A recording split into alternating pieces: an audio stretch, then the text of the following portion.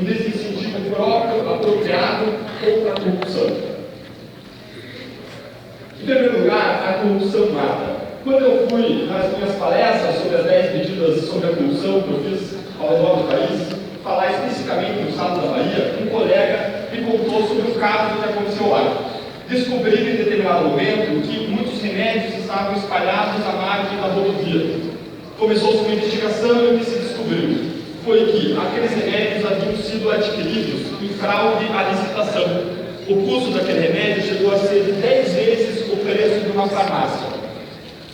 Mais ainda, grande parte daqueles remédios havia já sido adquirido com seu prazo de validade vencido.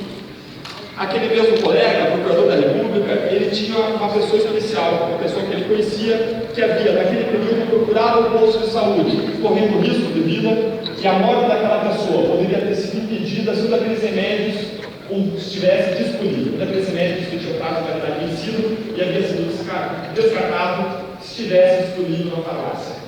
A corrupção mata. A corrupção é uma assassina sorrateira, invisível e de massa. Ela é uma serial killer que se disfarça de buracos de estradas, de faltas de medicamentos, de crimes de rua e de pobreza. Estima-se que se desviam pela corrupção no Brasil 200 bilhões de reais. Esse valor poderia triplicar o investimento federal em saúde, ou triplicar o investimento federal em educação, ou quintuplicar tudo que se investe em segurança pública na federação inteira, compreendendo estados, União e municípios. Nós poderíamos ter um país muito melhor. Mais do que isso, estudos feitos pelo Banco Mundial mostram que quanto maiores os índices de corrupção, menores são os índices de desenvolvimento econômico e social. Se nós queremos um país com uma economia mais forte, nós precisamos diminuir os níveis de corrupção no nosso país. O primeiro ponto, então, é que corrupção mata. Corrupção ceifa a vida de milhões de pessoas. O meu segundo ponto é que o paraíso de impunidade é um paraíso de corrupção. Eu ingressei no Ministério Público há 13 anos atrás, com 23 anos de idade, 22 para 23 anos de idade. Eu era uma pessoa que entrou no Ministério Público buscando promover justiça. Sabia que uma pessoa ou um grupo de pessoas não vão mudar o país. Apenas a sociedade e o Congresso, em parceria com a sociedade, são capazes de juntos mudar a nossa realidade. Mas eu queria dar a minha melhor contribuição. Comecei atuando em Campinas, fui para Curitiba e passei a atuar num grande caso, um caso que investigou o desvio de mais de 25 bilhões de dólares. Foi conhecido como caso Banestado ou Força Tarefa CC5.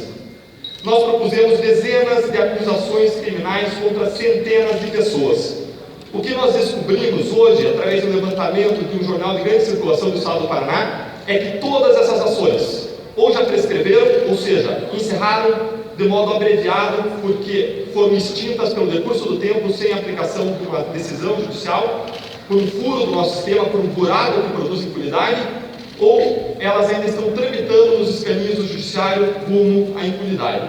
Nosso sistema é leniente e não funciona. Em seguida, eu passei a atuar em outro caso de desvio de verbas públicas no poder público. Esse caso também não deu em nada. Passei a atuar, então, num outro caso envolvendo grande corrupção e empresários. Esse caso fez seu caminho pelo sistema, chegou ao Superior Tribunal de Justiça. E lá foi enfrentada uma questão que é enfrentada em diversos outros casos similares e nunca nenhum caso foi derrubado com base naquela questão. Mas o meu caso, envolvendo réus influentes, foi colocado de modo raso. Ele foi derrubado de modo inesperado. A minha vida é uma vida de sofrimento, não só com a corrupção, mas com o insucesso da luta contra a corrupção. E eu conto a minha experiência, não por ela ser única, mas pelo contrário, porque ela é regra. Eu tenho centenas, milhares de colegas por todo o país que vivem e experimentam diariamente a impunidade das pessoas influentes. Nós temos um sistema de justiça disfuncional que funciona contra o pobre e não contra as pessoas influentes. Agora, o nível de corrupção é alarmante. E a corrupção não é um problema de um partido A ou de um partido B, de um governo A ou de um governo B. A corrupção no Brasil ela é histórica, ela é endêmica, ela é sistemática, ela se arrasta ao longo das últimas décadas. Apenas na década de 90, um autor estudioso da corrupção no Brasil apontou 88 escândalos de corrupção só na área federal. Agora, o que corrupção e impunidade tem a ver uma coisa com a outra? Tem tudo a ver uma coisa com a outra.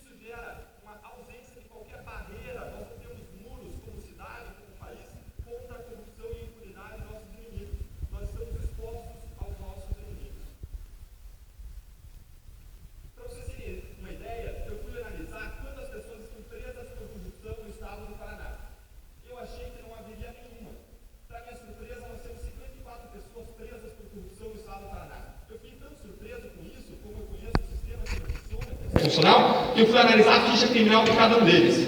O que eu constatei foi que dos 54 presos, 52 praticaram crimes como descaminho, contrabando, direção autorizada ou tráfico de drogas. E na hora de serem presos, eles ofereceram uma propina para o guarda para não serem presos. 52 ou 54. E os outros dois? Um é um oficial de justiça que recebeu propina para fazer uma notificação, certamente não tinha um bom advogado.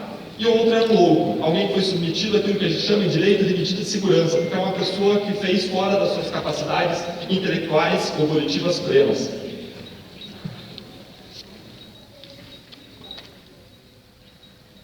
Um paraíso de impunidade, portanto, é um paraíso de corrupção. Eu já pontuei que a corrupção mata, mais do que isso, que nós temos um paraíso de impunidade que gera um paraíso de corrupção. Agora eu vou para o meu terceiro ponto.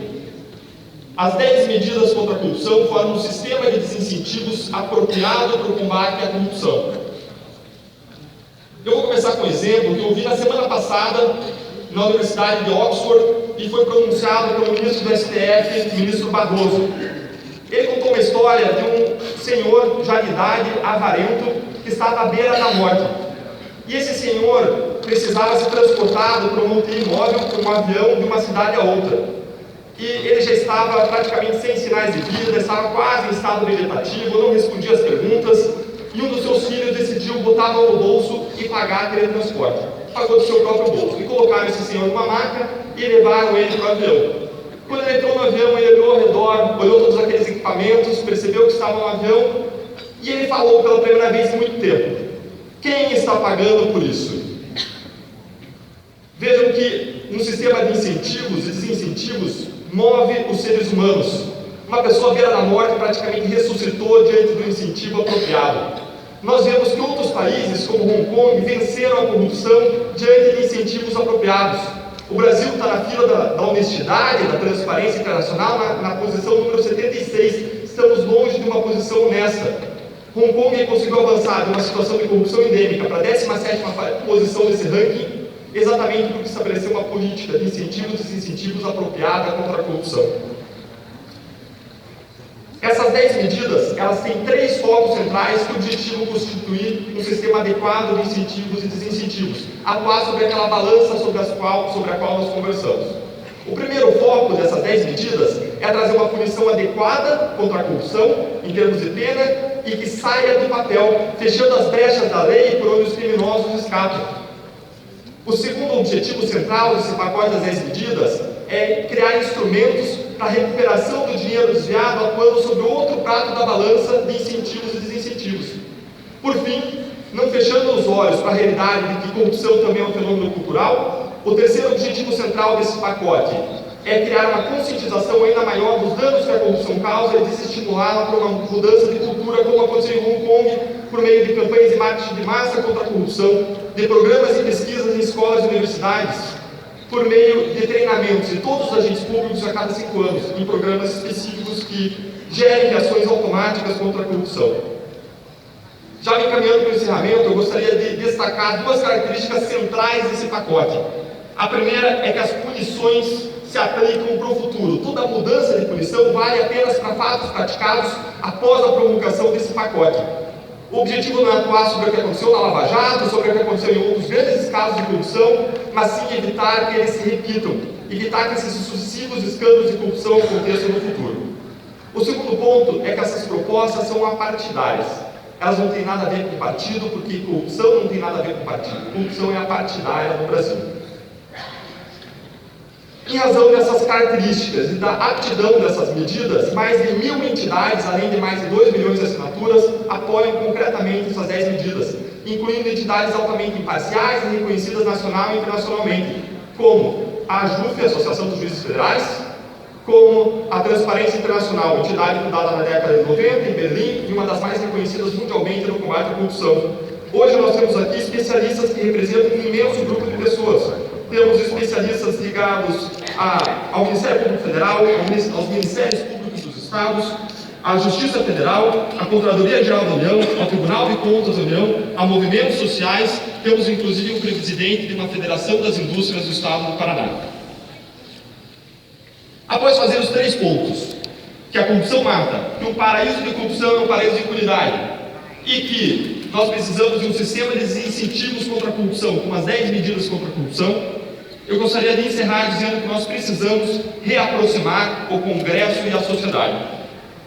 É preciso que a sociedade reconheça que nem todo político é corrupto, que não cabe generalizar, porque a generalização condena os bons com os ruins. Mais do que isso, a generalização afasta as boas pessoas da política, quando o que nós queremos, na verdade, é o contrário, que as boas pessoas vão para a política. De outra parte, é preciso que o Congresso perceba que tem em suas mãos uma oportunidade de ouro, de ouvir mais de 2 milhões de pessoas que não querem viver num outro país, mas querem viver, como tem se dito, em um outro Brasil. Não só eu, mas cada cidadão que colocou a sua assinatura nessas propostas, cada entidade que apoiou formalmente essas propostas, depositou as suas esperanças, as esperanças da democracia nesse parlamento, nesses congressistas. Eu, particularmente, deposito a minha esperança de ter uma justiça que funcione de modo igual, de modo republicano, com pobres e ricos e poderosos e influentes, de modo sério. Porque eu acredito que uma justiça igual para todos, como nós temos visto na Lava Jato, vai constituir um sistema efetivo de desincentivo à prática da corrupção, para que o dinheiro público possa retornar para a sociedade em serviços essenciais, sendo investido em segurança, educação, saneamento básico e saúde. Eu agradeço a todos vocês por essa oportunidade e gostaria de voltar a palavra ao presidente para que nós possamos seguir, ouvindo agora sim grandes especialistas em cada um dos assuntos.